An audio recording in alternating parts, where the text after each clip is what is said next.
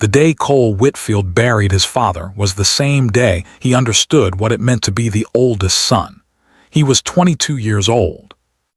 It was the spring of 1878, and the Oklahoma Territory was still the kind of place that chewed through men and spit out whatever was left. And what was left of the Whitfield family that morning was 4 sons standing around a grave they had dug themselves in the hard red earth behind the farmhouse, and a 160-acre homestead with a broken water pump, a mule that had gone lame the week before, and a debt at the Guthrie supply store that wasn't going to settle itself. Cole stood at the head of the grave with his hat in both hands and said the words he remembered from the scripture his father had read every Sunday morning without fail, even on the mornings when the work was pressing and the weather was bad and everyone would rather have stayed in bed.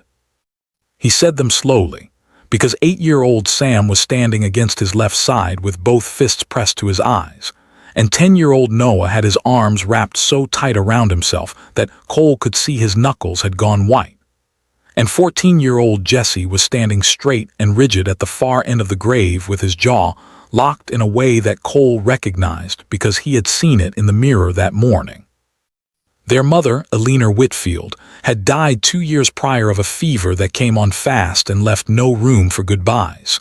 Their father, Robert Whitfield, had done what a man alone on the Oklahoma frontier did. He had worked. He had kept the farm going and the boys fed and in school when the season allowed, and he had done it without complaint and without asking for anything from anyone until the morning his heart simply stopped while he was mending the south fence, and Cole found him there at midday when he came out with water. Cole was the oldest. He had always been the oldest. That fact had never carried particular weight before. It carried all of it now.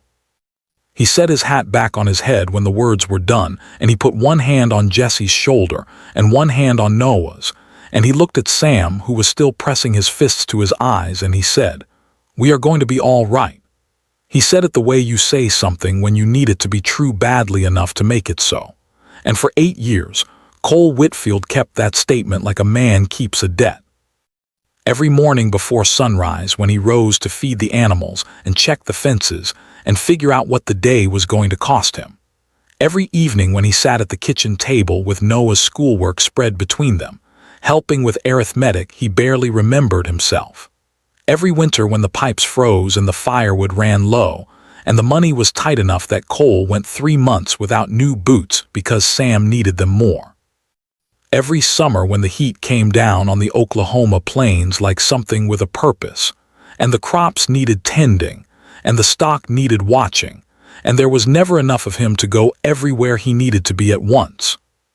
He kept it through the winter of 1880 when Jesse, at 16, got into a fight with a cattleman's son outside the Guthrie feed store, and Cole had to ride into town and stand in front of the deputy with his dignity in one hand and his temper in the other, negotiating the matter without losing either.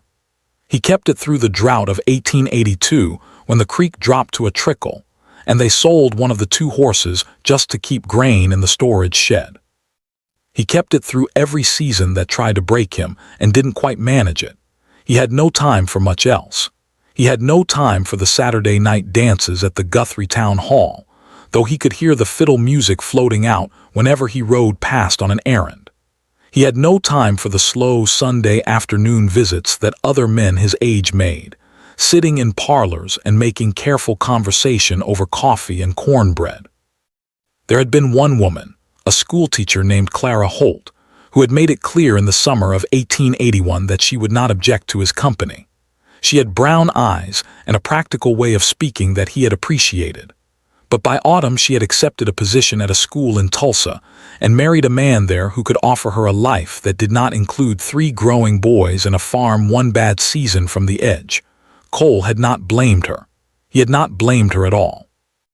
By 1886, Jesse was 22 and working the farm full beside Cole. Noah was 18 and sharp as a new blade, reading everything he could get his hands on and talking with increasing seriousness about the teacher's college in Oklahoma City.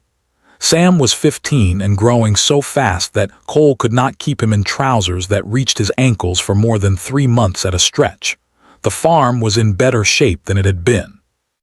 Cole had repaired the roof the previous summer, rebuilt the south fence in the fall, and put enough money aside to replace the old wagon with one that didn't rattle itself apart on the rutted road into Guthrie.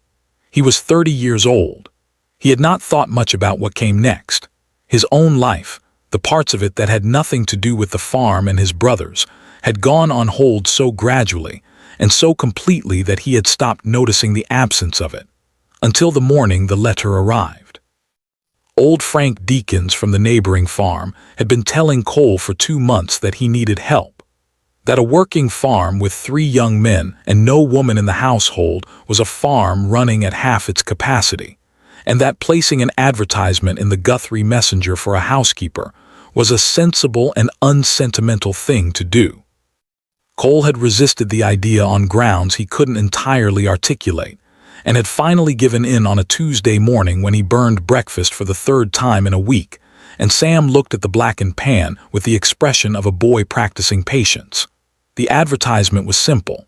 A working homestead outside Guthrie, Oklahoma Territory, required a capable housekeeper and cook. The household included 3 younger brothers in the care of the eldest. The position offered fair wages, a private room, and board. He had received 4 replies. 3 of them were soft and slightly performative in the way of letters written by people who wanted to seem capable rather than be it. The 4th was different. It came from a woman named Nora Callahan. It was written in a clean, even hand on plain paper, folded neatly and sealed with simple wax. She wrote that she was 26 years old, that she was capable, organized, and experienced in the management of a working household, having spent 3 years keeping house for a doctor's family in Abilene, Texas, before the family relocated north. She wrote that she was not afraid of difficult circumstances and was not put off by hard work. She wrote that she would arrive on the 15th of May if the position was suitable, and that she would appreciate a reply by week's end so she could make her arrangements. She did not write anything flattering. She did not soften a single edge. Cole read the letter twice standing in the yard and a 3rd time sitting on the porch steps. He couldn't say exactly what it was. Maybe the directness of it. The way she had simply stated what she was and what she could do and what she intended without asking him to be impressed. He wrote back the following morning. He told her the position was available and that the 15th would suit him. He told her about Jesse, Noah, and Sam in the measured, honest way of a man who wants to be fair without being flattering about his own situation. He told her the wage was $7 a month with room and board. He sealed the letter and sent it before he could think about it further. Nora Callahan stepped off the stage at the Guthrie Depot on the afternoon of May 16th, 1 day later than planned, owing to a broken wheel axle outside of Kingfisher, with a large travel trunk, a canvas bag across one shoulder, and the composed, alert expression of a woman who had made a private rule about not appearing uncertain in unfamiliar places. Cole had gone to meet the stage himself. He had decided it was the proper thing to do, and not something to send Jesse to do, because Jesse had a way of looking at strangers that could read as hostile even when it wasn't. He recognized her immediately. She was the only woman who stepped off the stage looking around the depot platform as though she was assessing it rather than being overwhelmed by it. Medium height, dark hair pinned beneath a plain traveling hat. Gray dress dusty from the road in a way that suggested she hadn't spent the journey worrying about the dust. She found him across the platform without difficulty. "Mr. Whitfield," she said, walking toward him with her hand already extended. "Miss Callahan," he said and shook it. Her grip was firm and brief. "I apologize for the delay," she said. "The stage had mechanical difficulties outside Kingfisher that were not within my ability to prevent." "It's no trouble," he said. "I had work enough." She nodded as though this was the correct answer. He picked up her trunk, which was considerably heavier than it looked, and carried it to the wagon without comment. The drive from Guthrie to the farm took the better part of an hour on a dry road, and this was a dry day. The red Oklahoma dirt settled from a week of fair weather. Cole was not naturally talkative, but he found himself filling the silence in the way a person does when the quiet feels like it might say too much. He told her about the farm.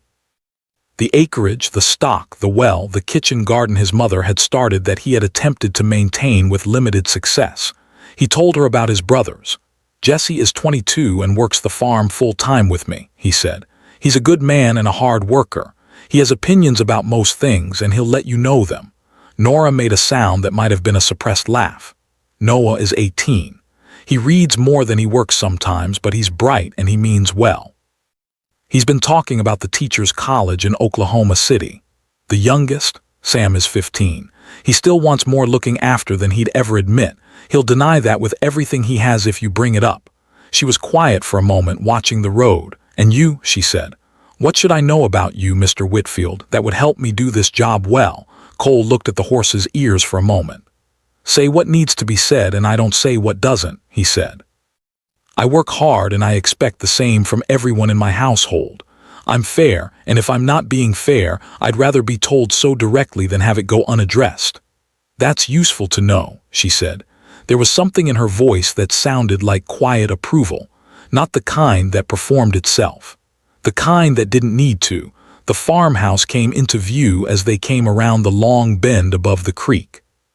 2 stories of weathered timber, a covered front porch, a kitchen garden along the south side just starting to show green. Cole watched her take it in without saying anything. It's a good property, she said. It's taken some keeping, he said. Jesse was on the porch when they pulled up, arms crossed, wearing the expression Cole privately thought of as his brother's version of a wall.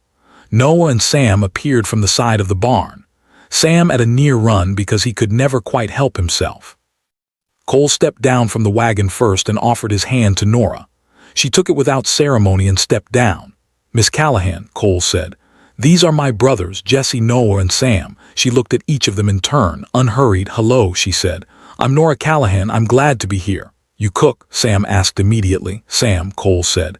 It's a fair question, Nora said. She looked at Sam. Yes, I also teach, mend, preserve, keep accounts, and manage a household. If there's something I don't know how to do, I'll learn it. Jesse was watching her with the narrow, careful look he reserved for things he hadn't decided about yet. Noah looked genuinely curious. Sam looked immediately satisfied. The first week was busy rather than awkward, which was not what Cole had anticipated.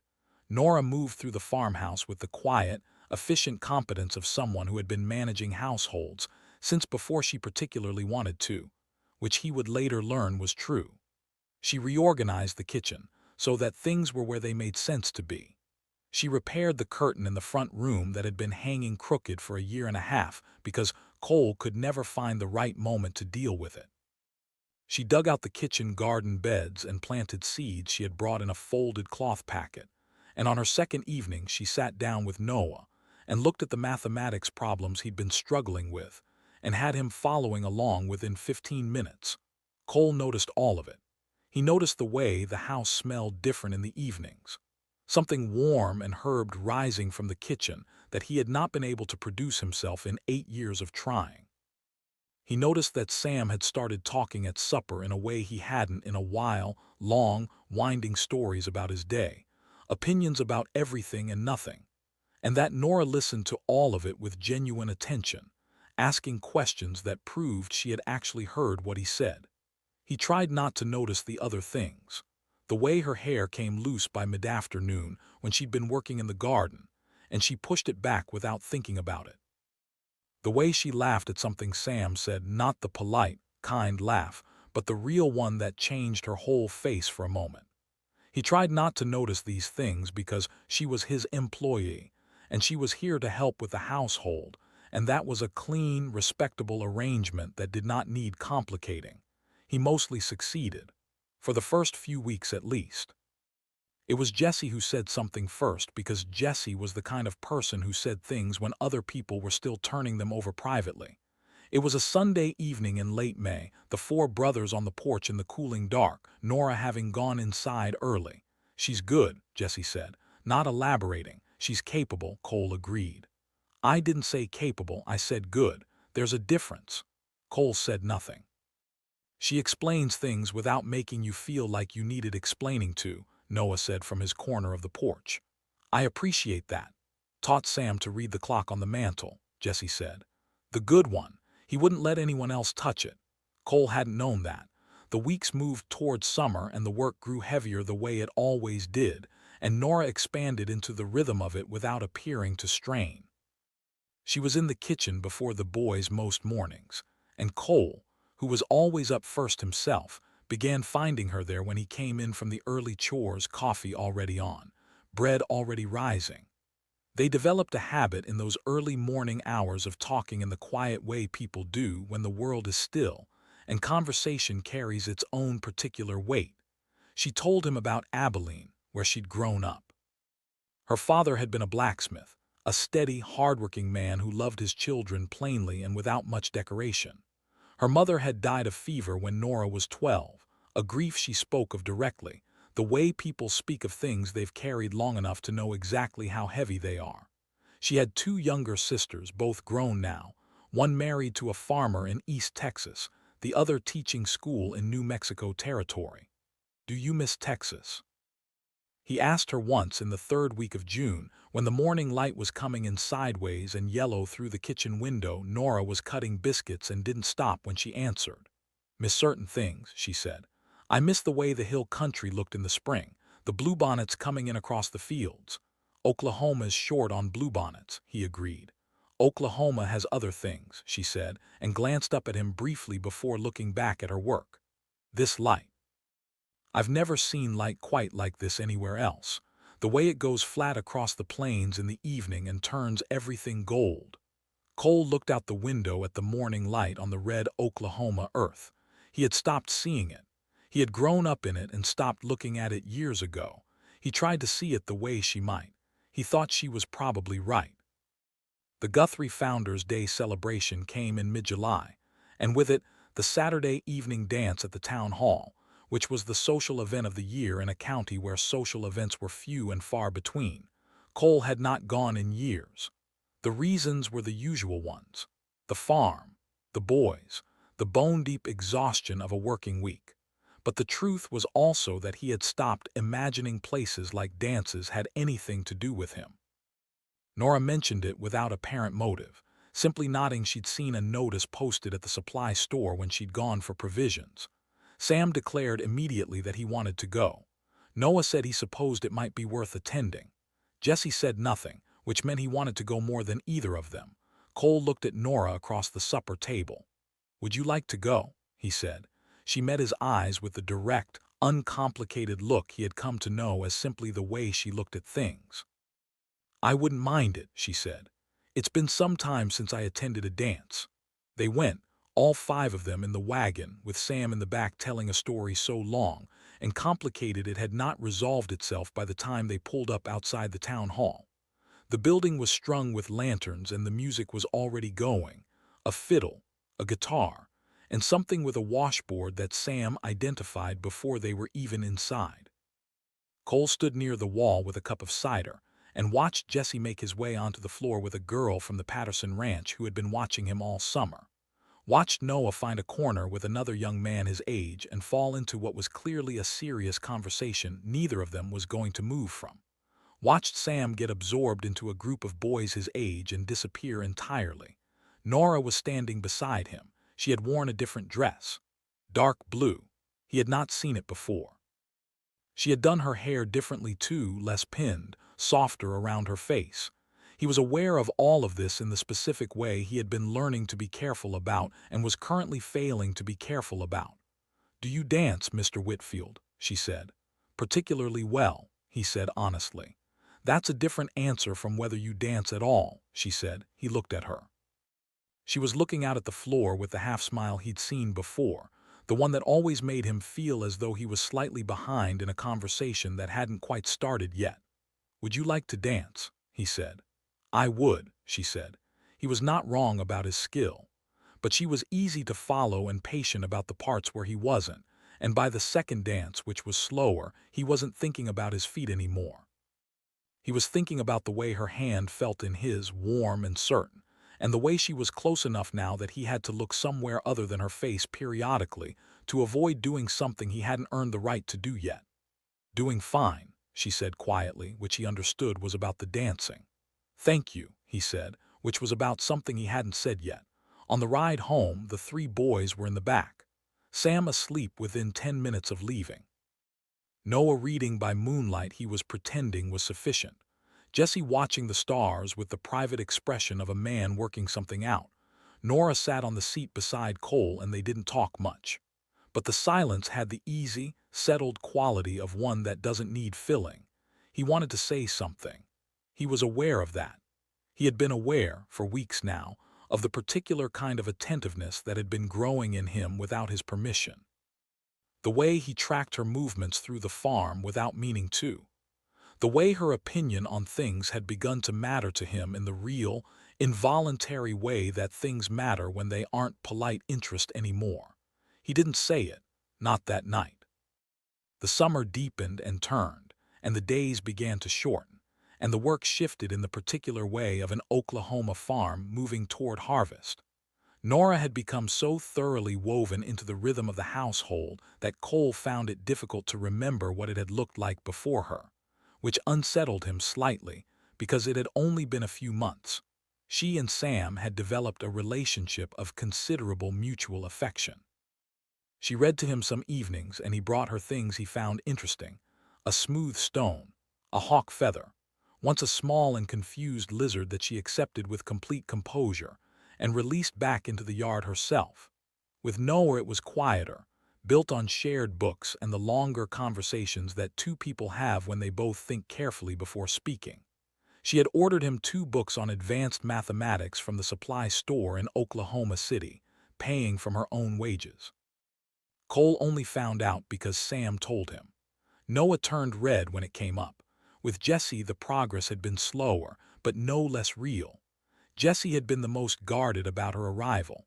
Not hostile, but wary in the way of someone who has learned that changes to a carefully managed world can be disruptions as much as improvements.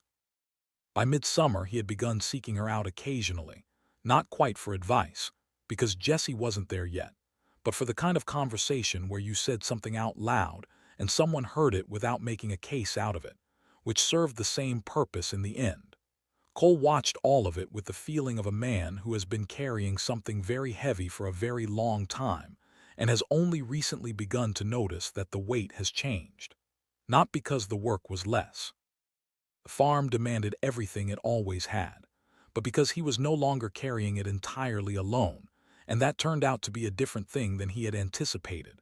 The conversation happened at the end of August, on an evening when the heat had finally broken and the kitchen was cool for the first time in weeks. The boys were in bed. Jesse first, for once, because he'd been working since before sunrise. The house was quiet in the full, settled way of a house where everyone was where they were supposed to be. Cole came in from checking the horses and found Nora at the kitchen table with the household accounts spread before her. She kept them with a precision that had saved him from 2 costly errors in 2 months. He made coffee because it was something to do with his hands. The east fence is going to need attention before the first cold snap, she said without looking up. I know. I'll get to it in September. Noah's outgrown his work boots. He's been wearing the ones with the split sole and trying not to let it show. Take him to Guthrie next week. She made a small, precise note in the ledger and then set her pen down and folded her hands on the table in a way he had learned to recognize. It was the posture she had when she had something considered to say. He sat down across from her and waited. I want to tell you something, she said. And I want you to understand that I'm not telling you because I need anything from you or because I'm making any kind of demand. I'm telling you because I think you deserve to know and because I believe in being direct. Right, he said. She met his eyes steadily. I came here because I needed work and this position was well described and the terms were fair. That's the truth and I won't dress it otherwise. But I've been here 4 months now, and I want you to know that I'm glad I came. Not because the work is easy, it isn't. Not because every part of this situation is simple, it isn't. But because this is a good home and the people in it are good people and I am glad to be part of it. Cole was quiet for a moment. We're glad you're here, he said. I know, she said. I can tell that's part of what I'm trying to say. He said her given name for the first time. They both registered it. She didn't look away. I'm trying not to say something that would complicate things. Perhaps you should say it, she said, and let me decide whether it's complicated. He set his coffee down. Think about you considerably more than is explained by the fact that you work here, he said. I've been trying not to, I haven't been particularly successful. She was quiet for a long moment. Outside, something moved through the dry grass along the creek. Cole, she said, and her voice was different, not careful anymore, just honest. I think I've been waiting for you to say that for about 2 months. He looked at her. She was looking back at him with the same full, direct attention she gave to everything, but there was something underneath it now that was warmer and less contained. And he thought that this was perhaps the most honest thing he had ever seen in a person's face. Then I'm sorry for the 2 months, he said. You had reasons, she said. You're forgiven. I'm going to ask if I can court you properly, he said. Because you deserve that. I'm not going to rush anything or assume anything. You're your own person with your own plans, and I know that. Nora looked at him with an expression that was almost amusement but gentler. Cole Whitfield, she said, you are the most careful man I have ever met. That a problem? No, she said. It's one of the things I respect about you. He walked her to the foot of the stairs that night and said good night in a manner that was entirely formal and completely unlike the way he felt. And she went upstairs, and he sat back down at the kitchen table for a good quarter-hour, doing nothing at all, except feeling the particular kind of alive that comes from something shifting permanently inside a person. The courtship was not rapid. Cole had said he wasn't going to rush anything, and he meant it. But it had a quality of quiet, deepening certainty that both of them felt and neither tried to pretend away. He brought her wildflowers from along the creek one Tuesday morning with such studied casualness that she took them and said thank you with equally studied casualness, and then stood at the kitchen counter with them for a moment before putting them in the blue jar on the window sill that she had previously used for nothing. She read to him sometimes in the evenings from whatever she was reading, and he found that he liked the sound of her voice in a way that was difficult to separate into its parts. The voice itself, the words, the fact that she was in his sitting room by the fire while outside the Oklahoma dark stretched wide and full of nothing.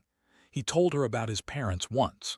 The real version, not the short summary he gave people, but the full one he had never quite told anyone. About his father, Robert Whitfield, who had been a hard man and not unkind, but who hadn't known how to be gentle with his sons. About how Cole had spent years trying to give his brothers what his father hadn't given him, while also knowing that somewhere in that hardness, his father had given him the one thing that had kept them all alive, the absolute refusal to let anything be the end of him. Nora listened with her hands folded in her lap and her eyes on him. When he was done, she said, "You became the father you would have wanted. That's not a small thing." "Their brother," he said. "Both," she said. "They know it." He thought about that for a long time. November came in hard that year, earlier than usual, with a cold that settled into the ground and made the fencing work miserable. Cole and Jesse worked the south fence line in weather that wasn't fit for it, driving posts and nailing boards with hands that refused to cooperate properly. Nora came out at midday with coffee and cornbread wrapped in cloth. She stood at the fence line in her coat and watched them work for a moment before handing it over. Jesse took his portion and moved deliberately to the far post, which was considerate in the way Jesse was considerate when he thought nobody was watching. Cole took his coffee. Nora stood beside him in the cold wind, close enough that her shoulder was against his. "You don't have to stand out here," he said. "I know that," she said. He drank his coffee. The plain stretched out in every direction, flat and wide and gray under the November sky, the grass bent sideways in the wind. "Nora," he said. "I know," she said quietly, still looking at the horizon. "I know, Cole." He turned to look at her, the straight line of her profile, the determined set of her jaw, the hair escaping from beneath her hat the way it always did in the wind. He had never been more certain of anything in his life. "Love you," he said, simply. Because it was ready and it was true, and there was no version of the sentence that needed more words than that, she turned to look at him. She didn't perform surprise. She wasn't that kind of woman. "Love you too," she said. "I have for some time." "Then I'm asking you," he said. "Not because it makes practical sense, though it does. Not because it's the next logical thing, though it may be. I'm asking you because you are the person I want beside me for the rest of my life. Stay, not as a housekeeper. As my wife. Wind moved through the fence posts with a low, thin sound. On the far end of the fence line, Jesse had gone very still at his work. Nora looked at Cole Whitfield for a long moment with the expression of someone making a decision that is also a recognition. "Yes," she said. "Of course, yes." He kissed her there at the south fence with the gray November sky overhead, and the cold wind moving through the dry grass and Jesse pretending with great concentration to be interested in a fence post 80 yards away. It wasn't graceful. His coffee cup was still in one hand, and it bumped her elbow and she laughed against his mouth, the real laugh, the helpless kind that changed her whole face. He thought that was the best part. They told the boys that evening at supper, between the bread basket and the bean pot, in the ordinary light of the kitchen, with the fire going and everyone in their places. "Nora and I are going to be married," Cole said. Sam said yes with such immediate and uncomplicated joy that Nora put her hand over her mouth to stop from laughing out loud. Noah nodded slowly with the expression of someone who has been expecting something and is quietly satisfied to be proven right. Jesse was still for several seconds. Then he looked at Nora with those steady, dark eyes and said, "You're staying then?" "I'm staying," Nora said. Jesse applied himself to his beans with studied composure. The composure itself was its own kind of answer. They were married in the spring of 1887 at the small Guthrie church, on the last Saturday of April when the Oklahoma prairie was green, and the sky was the particular clear blue that only comes in that brief window between the last cold and the first heat. Nora wore a dress of pale cream that she had made herself through the winter evenings, the fabric ordered from a dry goods store in Oklahoma City, and arriving in February in a carefully wrapped parcel that she had carried upstairs and not shown anyone until the morning of the wedding. Cole saw her come through the church door in it, and thought, with complete simplicity, that she was the most beautiful thing he had ever seen. Not because of the dress, though it was beautiful. Because of her face, which was full of the expression of someone doing something irrevocably and joyfully of their own choosing. Jesse stood as Cole's witness. Noah stood beside him. Sam had been given the responsibility of holding the door for arriving guests, and took this role so seriously that he held it for a stray dog that had wandered up the church steps, earning himself a look from the reverend and a suppressed smile from nearly everyone else. At the reception in the churchyard in the warm spring afternoon, Cole and Nora danced on the grass, and he was better at it than he'd been at the Founders' Day dance, and she noticed. "Been practicing," she said, delighted. "I have not," he said. She laughed, and the afternoon light came across the churchyard, and the people of Guthrie who had come to celebrate them were all around, and Cole Hayes stood with his wife in the Oklahoma spring of 1887, and felt the full, improbable weight of a happiness he had not known how to want for himself. The years after were years of building. Noah left for the teachers' college in Oklahoma City that autumn and wrote home every week, his letters growing longer and more confident as the months passed. Jesse, at 22, began courting a woman named Me from the Donahue Ranch to the east. Quiet about it in the way Jesse was quiet about anything that mattered, until the day he was not quiet about it at all and brought her to Sunday supper with the expression of a man who has made a decision and is prepared to defend it. Sam grew. He was 17 by the time the farm was running well enough that Cole could step back from the daily weight of it slightly. And what Sam grew into was a young man with a natural gift for horses that nothing was going to redirect, and an original sense of humor that had always been in him and was now fully arrived. In the early winter of 1887, Nora told Cole she was expecting. She told him in the kitchen in the morning the way all the significant things between them seemed to happen, standing at the counter with her hands around a coffee cup and looking at him with those steady, dark eyes. He said nothing for a moment. Then he crossed the kitchen and held her gently, and she leaned against him with the ease of someone who has learned the architecture of another person and found it exactly right. "A child," he said. "Your child," she said. "Our child." He had spent 8 years making sure other people's children grew up all right. He had not thought much about his own, not until Nora, and then only in the way of something desired but not yet real. Now it was real, and the feeling was deep in a way he hadn't anticipated. Not frightening, just enormous, like something shifting in the ground far below, they told the brothers at supper. Sam's response was immediate, enthusiastic, and included a formal proposal that the child be named Sam Jr. regardless of circumstances, which was declined with courtesy. Jesse received the news with the stillness of a man reconfiguring his understanding of the world, and then said with perfect evenness, "You'll need to add a room on the east side before June." "I was thinking March," Cole said. "I can handle the framing," Jesse said. "We'll do it together," Cole said. The baby arrived in the summer of 1888. A boy. Cole was on the porch for most of the labor because there was nothing useful he could do inside, and he was better outside than wearing a path in the hallway floor, though he was not still. Jesse came and sat on the porch steps without speaking, which was a more effective form of company than most people's attempts at comfort. The baby's cry came through the window in the late afternoon, and Cole was inside in seconds. Nora was propped against the pillows holding a very small, very red infant with a head full of dark hair, looking like someone who has just done something extraordinary and knows it precisely. "A boy," the doctor said. Cole sat on the edge of the bed, and Nora put the baby into his arms.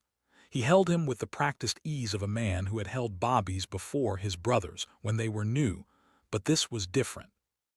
This was his own, and the weight of him was both less than he expected and far more than he could account for. "He looks like you," Nora said. "He looks like a turnip," Cole said honestly. Nora laughed, weak but genuine, and the baby opened his eyes at the sound and regarded Cole with the ancient, unfocused gaze of the newborn. They named him Robert after Cole's father. Robert Nora Whitfield, the middle name hers. Because Cole had made his peace with his father's memory in the way that grown men do, when they have become complicated enough themselves to understand complicated men. On a Saturday evening in the early spring of 1900, Cole and Nora sat on the porch of the Whitfield farmhouse as the Oklahoma light did the particular thing it did in the evening, going gold and flat across the plains, turning everything it touched to something worth looking at. The farm was settled. The century was new. Inside, their son Robert, now 12, was making the kind of noise a boy makes when he is pretending to do something other than the thing he is actually doing. And their daughter Clara, born in 1890, currently 11, already the sharpest mind on the property and fully aware of it, was at the kitchen table doing arithmetic with a focused precision that made Cole quietly proud every time he saw it. Nora had her hands around a cup of tea. Cole was in the chair he had built for himself the same winter he'd built hers. He had built hers first and built it listing slightly to the left because he had never built furniture before. He had quietly corrected it one winter in the barn so they matched. She had never mentioned it. He had never mentioned it either. It was one of the many small things that were simply understood between them. "What are you thinking?" she said. He considered. "That this is enough," he said. "That it has been enough for a long time. More than enough." She turned to look at him. She was 40 years old now and he was 44, and the years were written in their faces, the way years spent outdoors in a real life write themselves into a person. She was still the most interesting face he had ever looked at. "It has been," she said. He looked out at the plains. He thought about the advertisement he had placed in the Guthrie Messenger on a spring morning in 1886, because old Frank Deakins had told him it was the sensible thing to do. He thought about the letter that had come from Texas, written in a clean and even hand on plain paper. He thought about the afternoon at the Guthrie depot when she had walked toward him with her hand already extended, and the composed, self-possessed expression of a woman who had made a private rule about not appearing uncertain. He thought about all of it. And then he thought about the fact that his life, the actual living of it, the texture and the color and the daily weight of it, had been made into something richer and fuller than he had known how to imagine for himself, by that letter, by that woman, by that day. She had come to help, she had stayed because of love, and she had made of this hard, beautiful, wind-scoured life something more than he had ever known how to ask for.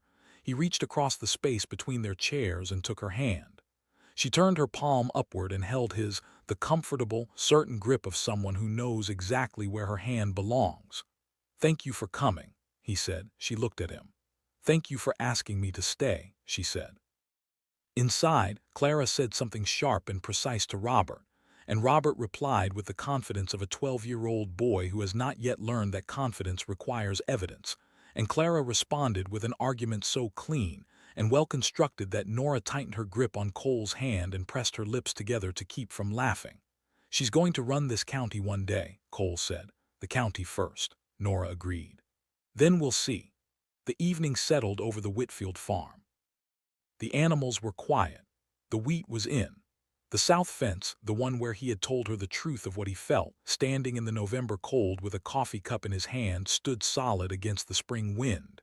The plain stretched out wide and amber in the fading light, and there was nothing left undone, nothing left unsaid, nothing left to resolve. It was enough. By any honest measure a person could apply to a life, it was more than enough.